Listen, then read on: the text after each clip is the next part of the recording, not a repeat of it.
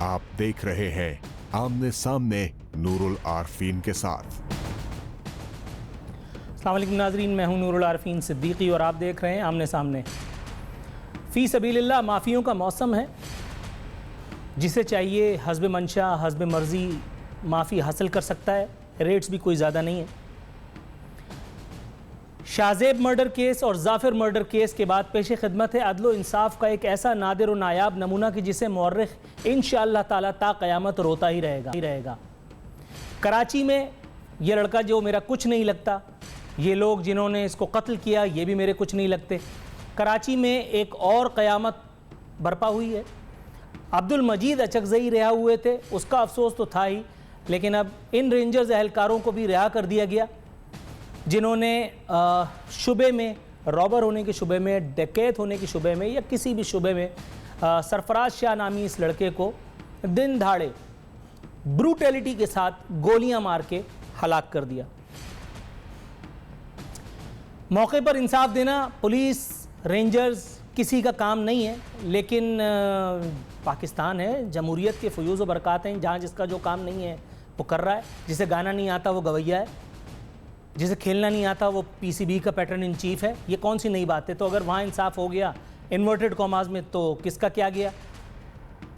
सदर पाकिस्तान ममनून हुसैन ने कोई और काम किया हो या ना किया हो, लेकिन एक काम उन्होंने ये कर दिया कि इन रेंजर्स एहलकारों की माफ़ी नामे पर ऑटोग्राफ दे दिए। बताया ये गया है कि ऐसा इसलिए हुआ क्योंकि इन रेंजर्स एहलकारों ने सदर मुमलिकत से माफ़ी तलब की थी। तो सदर मुमलिकत ने ज़ाहिर अपने सवाबदीदी इख्तियारात का इस्तेमाल किया, जो उनका हक़ है। ज़ाहिर है कि इसमें कौन ऑब्जेक्शन उठा सकता है। बताया जाता है कि इस माफ़ी की वजह यह बनी कि मकतूल के वरसा रेंजर्स एहलकारों को पहले ही इन्वर्टेड कॉमास में माफ़ कर चुके हैं। ये पहला सेगमेंट इसी इन्वर्टेड कॉमास के गिर्द घूम रहा है। कोई मुझे बताएगा कि किसी को पड़ी है कि हवा के मुखालिफ जाकर के इन रेंजर्स एहलकारों के खिलाफ कोर्ट में जाके गवाही दे?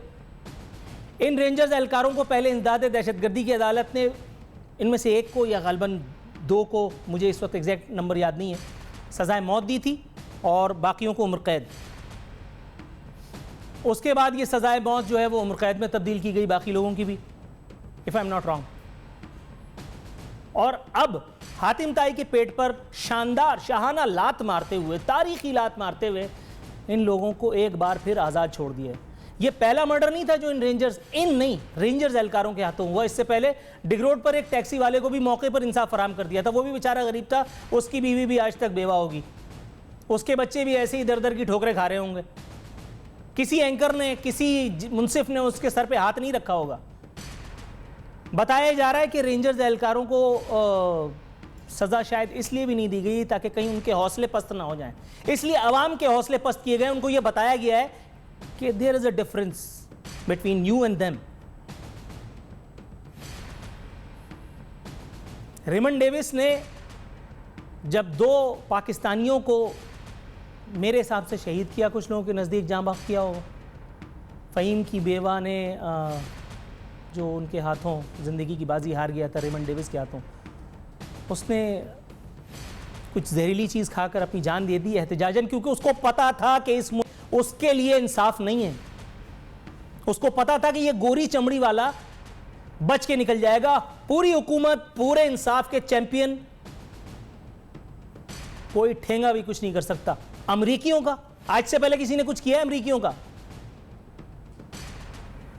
अच्छा, अमरीकी तो दरकिनार, अमरीकी तो हाकिम लोग हैं, वो उनसे कौन पूछ सकता है? यहां इन लोगों से किसने पूछ लिया? 4 साल तक ड्रामा करते रहे, उसके बाद जाकर के आज इनको भी छोड़ दिया।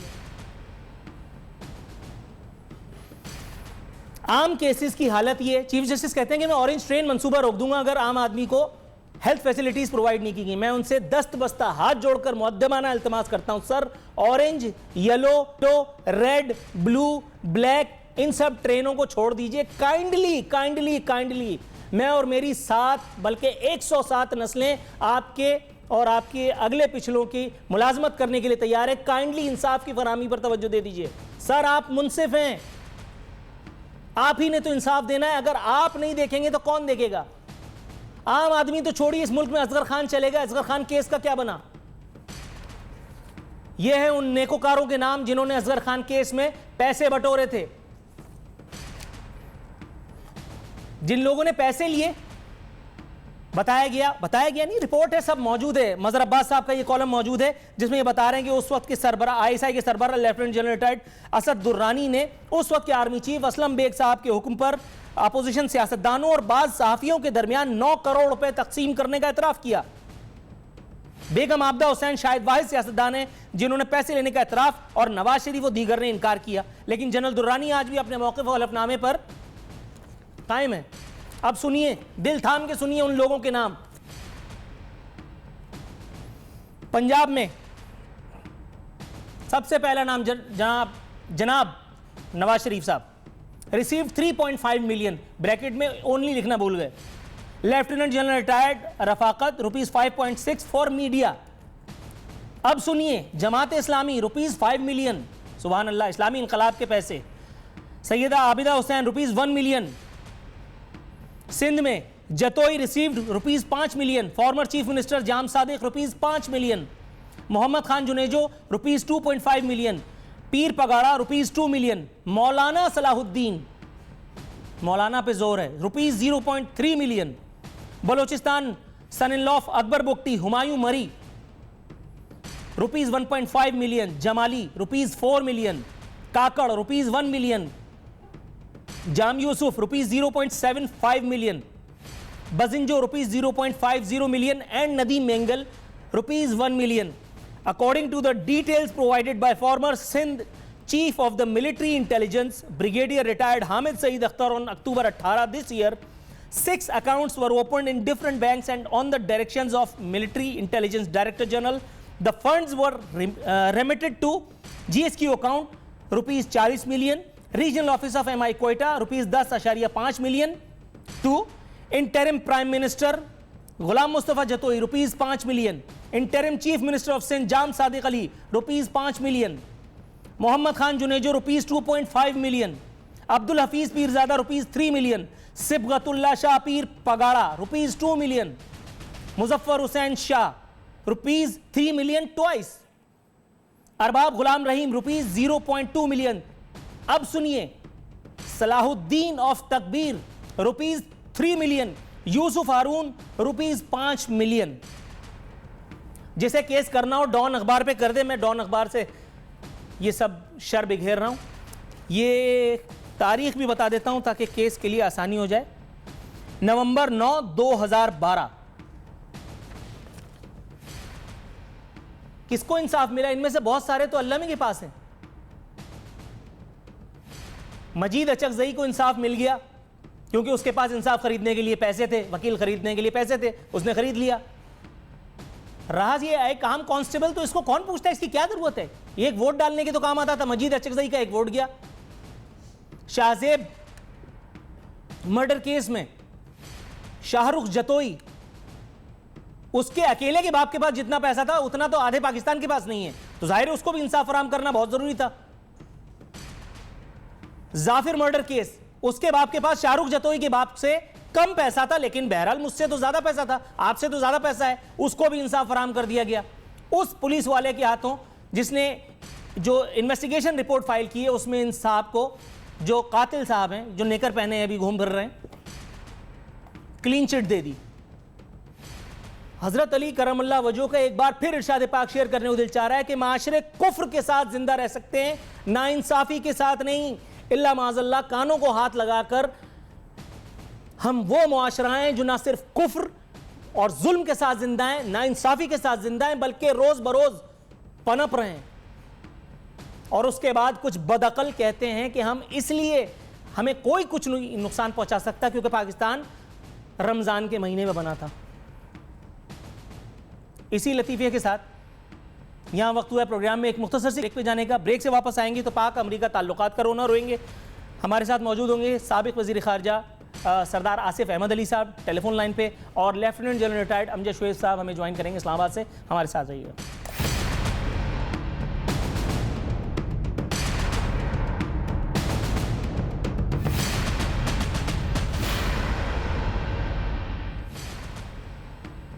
ویلکم بیک ناظرین، سیکنڈ سیگمنٹ میں ہم آ چکے ہیں. یہاں ہمارے ساتھ موجود ہیں سابق وزیر خارجہ سردار آصف احمد علی صاحب، لیفٹیننٹ جنرل ریٹائرڈ امجد شعیب صاحب، معروف دفاعی تجزیہ کار بھی ہمارے ساتھ موجود ہوں گے. سردار صاحب، آپ کو پروگرام میں خوش آمدید کہتا ہوں. سر، امریکہ کی جانب سے جو ہماری عسکری امداد معطل کی گئی ہے اور DGSPR کی جانب سے دفاع کو ناقابل یقین حد تک جا کر اور اس کو انشور کرنے کا عندیہ دیا گیا ہے، واشگاف اعلان انسٹیڈ، آپ کیا سمجھتے ہیں سر کہ کیا کسی بیرونی جارحیت کی توقع ہے؟ آپ کیا سمجھتے ہیں کہ امریکہ وہ غلطی کرے گا جو کوئی اور ابھی تک نہیں کر سکا؟ میرا خیال ہے نہیں، میرا نہیں خیال کہ کوئی اس قسم کا کوئی فوری کو مجھے خطرہ نظر نہیں آ رہا. اس وقت تو وہ پوسچرنگ ہے اور وہ بیان بازی بہت سی کرتے ہیں. ڈونلڈ ٹرمپ صاحب اس وقت تک وہ 12-14 ملکوں کو دھمکیاں دے چکے ہیں، مگر بالآخر جو پالیسی بنتی ہے وہ اسٹیٹ ڈپارٹمنٹ اور پینٹاگون وغیرہ میں بنتی ہے، اور ان کو ادھر تھوڑی سی اب دیکھیں رویہ ان کا اتنا اگریسو نہیں ہے، اور وہ سمجھتے ہیں کہ پاکستان کو اس طرح یعنی دیوار سے لگانا اور پاکستان کو کارنر کرنا ان کے انٹرسٹ میں نہیں ہے. کیونکہ اب حال ہی میں افغانستان میں ان کے جو کمانڈر ہیں اور ان کے جو سیکٹری دفاع ہیں میٹس، انہوں نے یہ بھی کہا ہے کہ اگر پاکستان یہ سپلائی لائن کمیونیکیشن کی بند کر دے تو ہمارے لیے بہت مشکلات ہوں گی افغانستان میں. تو اس طرح وہ جو انہوں نے کہنا تھا وہ کہہ دیا ڈونلڈ ٹرمپ نے. تو اب ڈیمیج کنٹرول کرنے کی کوشش کی جا رہی ہے واشنگٹن میں، اور اس کو ماڈریٹ کرنے کی کوشش کی جا رہی ہے. اور جو انہوں نے ہمارے اوپر کچھ سینکشن لگائے ہیں، واچ لسٹ وغیرہ پہ ہمیں رکھا ہے، وہ اتنے گریویس نہیں ہے کہ اس میں کوئی پاکستان کی دفاع کو خاص فرق پڑے گا. اچھا سردار صاحب، یہ قطع کلامی کی گنجائش نکالتے ہوئے ایک سوال اور مجھے بتائیے گا. سر یہ مجھے بتائیں، یہ حکومت نے جو ٹویٹر پہ اور فیس بک پہ جہاد کا اعلان کر رکھا ہے اس وقت امریکی عہدیداران بالخصوص ڈونلڈ ٹرمپ موصوف کے مقابلے میں، آپ کے خیال میں یہ جو بیانات بازی کی سیاست ہو رہی ہے اس وقت، اینٹ کا جواب پتھر سے دیا جا رہا ہے لیکن صرف ٹویٹر اور فیس بک پہ، یہ کیا ہوش مندی ہے یا اس سے زیادہ بڑھ چڑھ کر کے ہمیں کچھ کرنا چاہیے تھا؟ دیکھیں، ڈونلڈ ٹرمپ وہ خود کہتے ہیں کہ میں جینیس ہوں، کیونکہ پہلے میں بہت سکسیسفل بزنس مین تھا، پھر میں ٹی وی اسٹار بن گیا، میں وائٹ ہاؤس میں آ گئی. تو ان کی ساری زندگی شو مین شپ میں گزری ہے. وہ مس یونیورس ایک ہوتا ہے بہت بڑا ایونٹ، اس کے بھی وہی مالک ہیں، اسپانسر ہیں. وہ یعنی شو بز کے آدمی لگتے ہیں، اور ٹویٹر کے ذریعے وہ حکومت اس وقت چلانے کی کوشش کر رہے ہیں، جو کہ چل نہیں رہی ہے.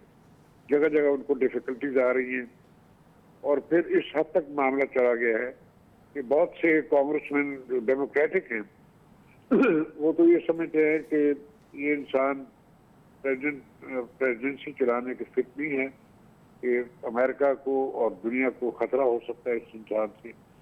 اور حال ہی میں 2 کتابیں چھپی ہیں ان کے ایکس ایڈ سے. دونوں کتابوں میں انہوں نے یہ کہا ہے کہ یہ شخص مینٹلی فٹ نہیں ہے. تو ان کو اپنی بھی بڑی بے پناہ پرابلمس ہیں، اور وہ ٹویٹر کے ذریعے نہ ہی صرف انہوں نے ہمیں دھمکی دی، وہ تو جرمنی کو بھی انہوں نے سب سے پہلے جرمنی کو، کینیڈا کو، میکسیکو کو، رشیا کو، چائنا کو، ان سب ملکوں کو دھمکیاں دے چکے ہیں. کہیں وہ نیٹو کو دھمکی ہے کہ میں وڈرا کر جاؤں گا، پھر وہ جو پیسیفک الائنس ہے وہ توڑ دیا، کلائمیٹ چینج کا جو ہے ٹریٹی ہے اسے وڈرا کر گئے. تو ان کے بارے میں اب یہ تاثر ڈیولپ ہوتا جا رہا ہے کہ وہ ایک ایسے انسان ہیں جن سے دنیا کی اسٹیبلٹی کو خطرہ ہو سکتا ہے. سردار صاحب، یہاں امجد شعیب صاحب کافی دیر سے انتظار کر رہے ہیں کہ میں ان سے گفتگو کروں. کائنڈلی آپ ٹیلی فون لائن پہ رہیے گا، ایک بہت امپورٹنٹ سوال مجھے آپ سے کرنا ہوگا، لیکن پہلے امجد صاحب سے بات کر لوں. امجد صاحب، سر آپ کو پروگرام میں خوش آمدید کہتا ہوں. سر یہ مجھے بتائیے، بٹوین دا لائن اگر میں سوال کروں، سر آپ کو لگتا ہے سلالہ چیک پوسٹ پر حملہ ہوا اس کے بعد پاکستان نے نیٹو کی سپلائی لائن منقطع کر دی. آپ کو لگتا ہے حکومت پاکستان ایک مرتبہ پھر وہی تاریخ دہرائے گی جب امریکہ ایک مرتبہ پھر گھٹنے ٹیکنے میں مجبور ہوگا؟ بسم اللہ الرحمن الرحیم. دیکھیے وہ سچویشن جو اس وقت سلالہ کے وقت تھی وہ اب نہیں رہی. اب وہاں پہ ٹرپس بہت کم ہیں. ایک وقت تھا کہ وہاں پہ 1,70,000 ٹرپس تھے, اب تقریباً وہاں پہ 14,000 کے قریب ہیں. اور اس کے لیے امریکہ جو ہے وہ میسیو ایئر لفٹ بھی کرتا ہے. آلٹرنیٹیو روٹ بھی تھوڑا بہت استعمال کیا جا سکتا ہے اگر ضرورت پڑے تو میرا اپنا خیال ہے کہ ہمیں اس سٹیج تک نہیں جانا چاہیے. ہمیں امریکہ کے ساتھ اس طرح کی ریلیشن شپ رکھنی چاہیے کہ جو ایک کمیونیکیشن رہے, ایک آپ کو ایک دوسرے کی تھوڑی بہت جو ضرورت ہے وہ ضرورت بھی چلتی رہے. بلکہ ہمیں کافی ضرورت ہے اس معاملے میں کہ اکانومی کے نقطہ نگاہ سے, کیونکہ IMF وغیرہ میں اگر ہم نے جانا ہوا اس سال میں اپنے لونز وغیرہ ری پے کرنے, لیکن سر قطع کلامی معاف فرمائیے گا, فوجی ترجمان تو یہ کہہ چکے ہیں کہ عزت کی قیمت پر امداد نہیں چاہیے, اس کے بغیر بھی ہم دنیا کی طاقتور ترین فوج ہیں. نہیں, رشیا ان سے امریکہ سے امداد نہیں لی جائے گی. لیکن اگر آپ IMF میں جاتے ہیں تو IMF میں ان کے ووٹ بڑے ہیں, ان کے ووٹ تقریباً 8 لاکھ سے زیادہ ہیں. تو اس لحاظ سے میں سمجھتا ہوں کہ وہ پرابلمز آپ کو معاشی پرابلمز آ سکتی ہیں. جہاں تک فوجی امداد کا تعلق ہے وہ نہیں چاہیے, کیونکہ پاکستان آرمی جو ہے وہ امریکن ایکوپمنٹ کے اوپر ابھی کام نہیں کرتی ہے, اس کی ضرورت نہیں ہے. اور جو پرانا امریکن ایکوپمنٹ ہے اس کے تمام پرزے یا ہر چیز یہاں پہ بنتی ہے, اس کا ایمونیشن یہاں بنتا ہے. سو اس وجہ سے آرمی کو تو قطعاً ضرورت نہیں. ایئر فورس میں F-16 کے پرزوں کا کچھ نہ کچھ ضرورت ہوتی ہے, لیکن وہ بھی دنیا میں کئی ملک استعمال کرنے کو 30-40 ملک ہیں جن کے پاس F-16 ہیں اور وہ سپیئر آپ کو دے دیں گے. اسی طرح ٹرکی کے پاس ہیں, ٹرکی پہلے بھی آپ کو دیتا رہا ہے سپیئرز پر F-16. تو اس وجہ سے میرا اپنا خیال ہے کہ جو فوجی ترجمان کہہ رہا ہے وہ اس لحاظ سے کہہ رہا ہے کہ فوجی امداد فوجی مقاصد کے لیے بالکل نہیں چاہیے. Right sir, got your answer. سردار صاحب کے پاس جاؤں گا. سردار صاحب یہ مجھے بتائیے سر, آپ کو لگتا ہے کہ کیا وہ وقت آ چکا ہے ڈپلومیٹکلی, اگر آپ بتائیں کیونکہ آپ کی ماشاءاللہ بڑی گہری نگاہ ہے, کیا جیمز میٹس کا بیان کہ پاکستان اور امریکہ کے تعلقات اگر پاکستان دوبارہ کوآپریشن کی طرف آ جائے تو بحال ہو سکتے ہیں, لیکن اس کام کے لیے بھی برسوں لگیں گے, آپ کو لگتا ہے سر کہ کبھی دوبارہ ہم اسی اسٹیج پہ پہلے پہنچ جائیں گے جہاں یہ اعتماد سازی کی فضا باقی برقرار تھی کسی نہ کسی لیول پہ, یا دوبارہ بالفاظ دیگر ہم اسی تنخواہ پر دوبارہ کام کرنے لگیں گے جس میں پہلے کام کر رہے تھے؟ دیکھیں, میں یہ بالکل یہ سمجھتا ہوں کہ امریکہ کے ساتھ ہمیں ریلیشنز کو خراب نہیں ہونے دینا چاہیے. ٹھیک. اور اس میں جو سب سے زیادہ نقصان ہوا ہے, پچھلے 5 سال ہم نے واشنگٹن میں کچھ کام نہیں کیا. وہ ایک ڈیموکریٹک کیپٹل ہے, وہاں لوگ کمپیٹ کرتے ہیں, مقابلہ کرتے ہیں بہت سے ملک ایک دوسرے کے ساتھ, اور اس کے پورے پروسیس موجود ہیں. ہم نے 5 سال نہ ہمارا فورن منسٹر تھا, نہ ہم نے کوئی توجہ دی, میدان چھوڑ دیا ہندوستان کے لیے. اب وہ ہندوستان جو چاہتے ہیں وہاں کروا دیتے ہیں ہمارے خلاف. تو یہ کوئی زیرو سم گیم نہیں ہے. اگر ہم واشنگٹن میں دوبارہ متحرک ہوں تو اس صورتحال کو ہم بدلا سکتے ہیں, کہ بدل سکتی ہے صورتحال. یہ زیرو سم گیم نہیں ہے, یہ ڈیموکریٹک کمپٹیشن ہے, اور واشنگٹن میں اگر کام کریں تو ہمارے معاملات کسی حد تک ٹھیک ہو سکتے ہیں. میں تو یہ مشورہ دوں گا کہ صبر سے کام لیں. وہ دھمکیاں لگا رہا ہے, جو مرضی کرتا ہے, وہ دین دیوانہ آدمی ہے, مگر امریکہ بہت ایک اہم اور امپورٹنٹ ملک ہے. اس کے ساتھ تعلقات خراب کرنا میں کبھی بھی یہ رائے نہیں دوں گا, بلکہ میں رائے یہ دوں گا کہ صبر سے, اعتماد کے ساتھ, سوچ سمجھ کے ان کو جواب دیں, اور واشنگٹن میں دوبارہ اپنا جو سلسلہ ہے دوبارہ شروع کریں. بڑی محنت کرنی پڑے گی, 6 مہینے سال اگر آپ وہاں محنت کریں. لیکن سر دوہری لڑائی لڑنی پڑے گی, کیونکہ وہاں امریکہ اور امریکہ والوں کے علاوہ, امریکی حکومت کے علاوہ, ڈونلڈ ٹرمپ کے علاوہ وہاں ایک اور بلا موجود ہے, ایک اور عفریت جسے حسین حقانی کہتے ہیں, وہ بھی پاکستان کے خلاف بڑی محنت کر رہے ہیں وہاں. نہیں دیکھیں, حسین حقانی جیسے تو از اے اسمال فرائی. وہ تو ایک ان کی CIA کا ان کی وہ ٹیم میں ہے, اور اس قسم کے لوگوں کو جونیئر آفیسر ملا کرتے ہیں. تو ایک ملک کے مقابلے میں ایک شخص کی کوئی حیثیت نہیں ہوتی. اور ان کی تھوڑی بہت وہاں انہوں نے اپنا بنا لی ہے, وہ آپ کے لیے از ناٹ اے پرابلم. آپ اپنا کام کریں. ایسے لوگ بہت پھرتے رہتے ہیں وہاں, اس کی فکر کیے بغیر آپ کام کریں. رائٹ سے گاٹ یور آنسر. امجد شعیب صاحب ہمارے ساتھ موجود رہیں گے. ناظرین یہاں وقت ہوا پروگرام میں ایک مختصر سی کمرشل بریک پہ جانے کا. بریک سے واپس آئیں گے تو امجد شعیب صاحب سے ایک اور انتہائی اہم موضوع پر ایک اور انتہائی اہم سوال کروں گا. سوال کیا ہے یہ جاننے کے لیے آپ کو وقفے کے بعد دوبارہ آنا پڑے گا.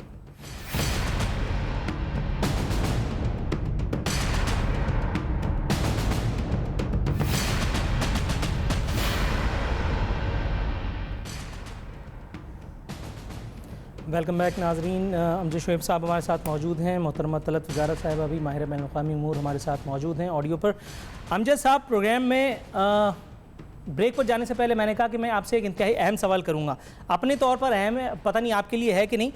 واشنگٹن میں ایک عام رائے ہے, امریکی اخبارات بھی اس حوالے سے لب کشائی پر مجبور ہو گئے ہیں. نیو یارک ٹائمز نے واقعی لکھ دیا ہے کہ پاکستان سے دشمنی واشنگٹن کے اپنے مفاد میں نہیں. واشنگٹن کو ہزیمت اور عسکری طور پر نہایت سبکی کا سامنا بھی کرنا پڑ سکتا ہے if at all, اگر پاکستان امریکی یا نیٹو رزد روک دے. آج کے اس پروگرام کے نتیجے میں کوشش کرنا چاہ رہا ہوں کہ کاش یہ فیصلہ آج رات کو ہی ہو جائے. آپ کے خیال میں سر کیا واقعی یہ سودمند نہ ہوگا کہ امریکہ کی اخلاقاً تھوڑی سی تواضع کے لیے ایک آدھ گھنٹے کے لیے صحیح مگر یہ کام کر گزرا جائے؟ دیکھیں یہ صرف سپلائی روٹ کا مسئلہ نہیں. پاکستان کے پاس بہت ساری ایسی چیزیں جو پاکستان کر سکتا ہے.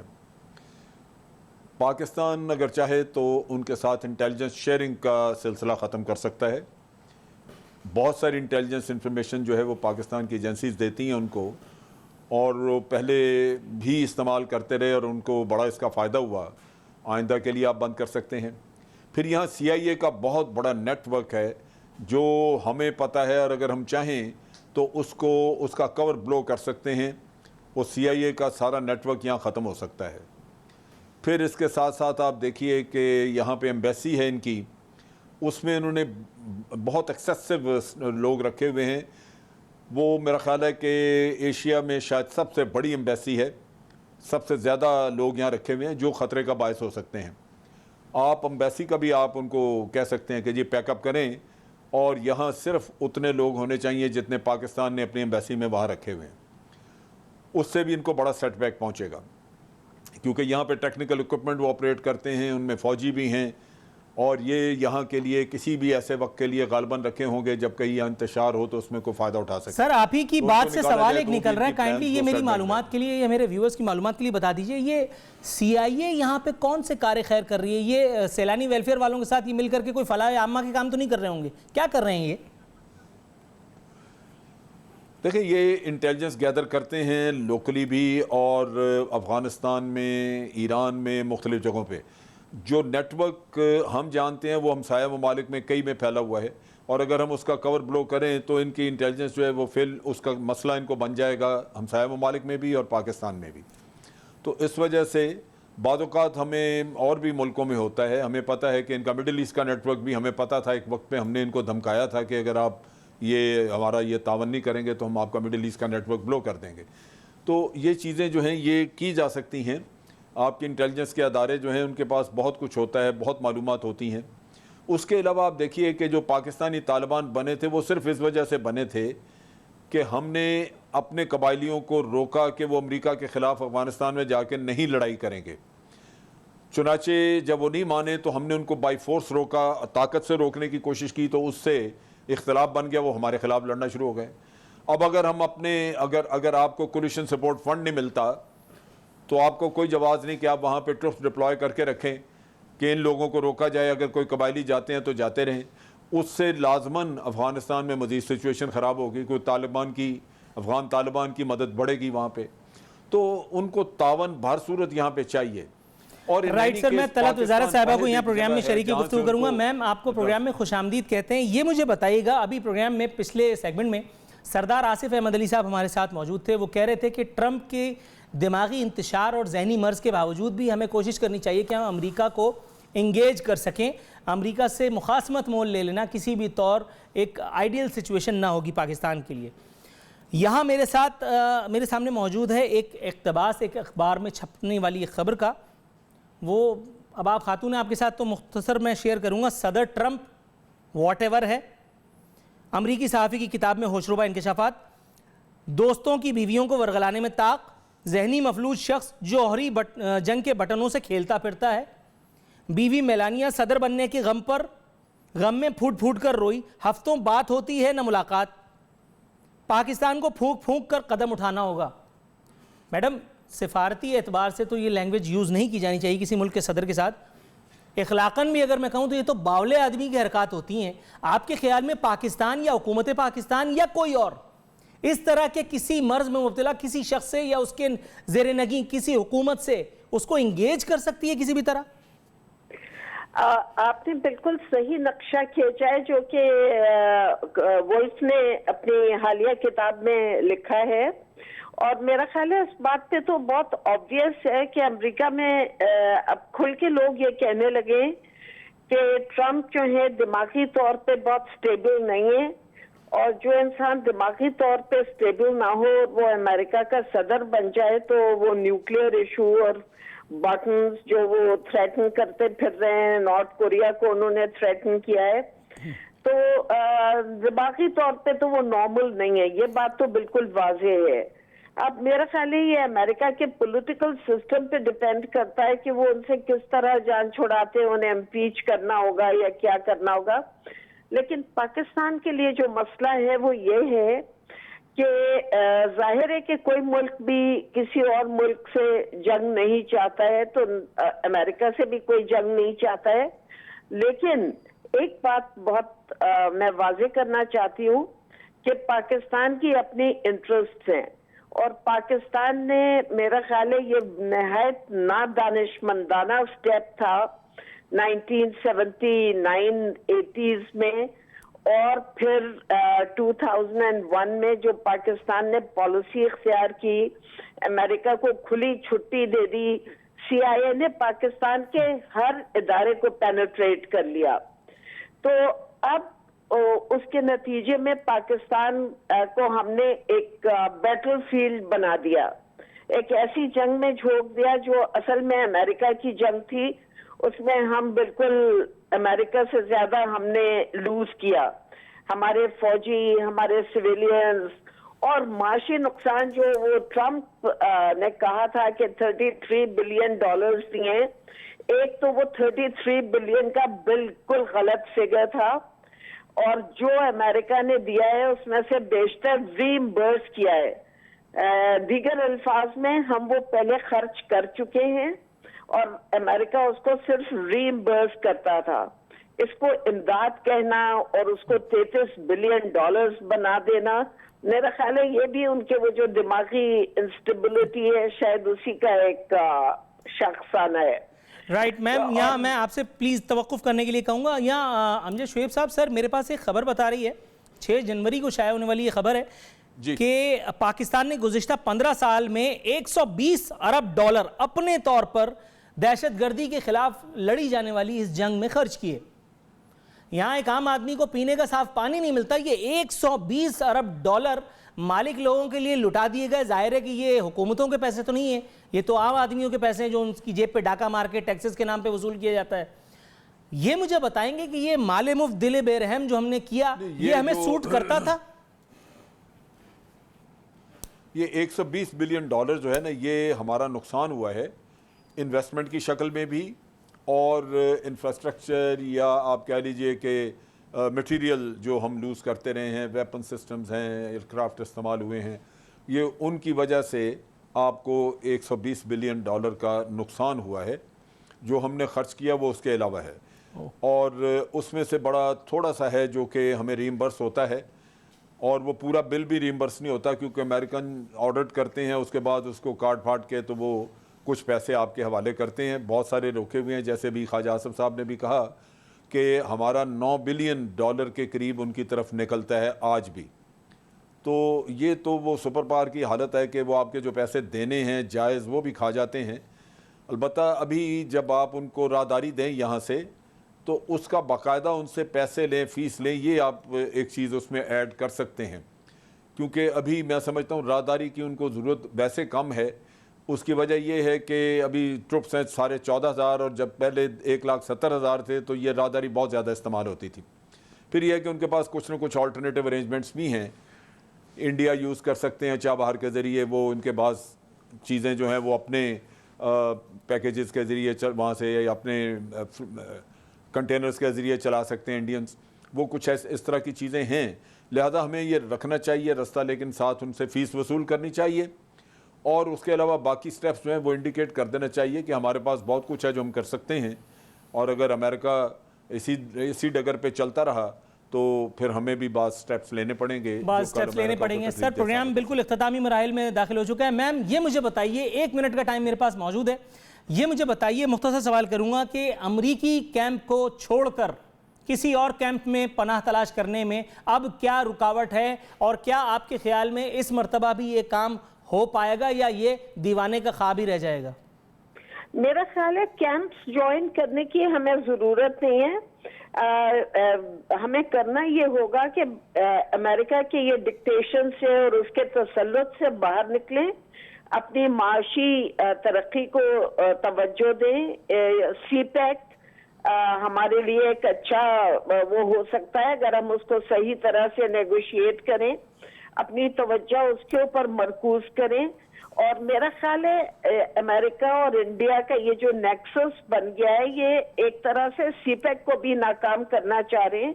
وہ یہ چاہتے ہیں کہ پاکستان ان کا معاشی طور پہ دست نگر ہو کے رہے۔ I'm got your point، مگر انفارچونیٹلی یہاں پروگرام وائنڈ اپ کرنے کا مجھے سگنل دے۔ ناظرین کیا ہوگا اس کا فیصلہ آنے والا وقت کرے گا۔ اسی ایک ابہام کے ساتھ نور العارفین صدیقی اور آمنے سامنے کی ٹیم کو اجازت دیجیے۔ فی امان اللہ۔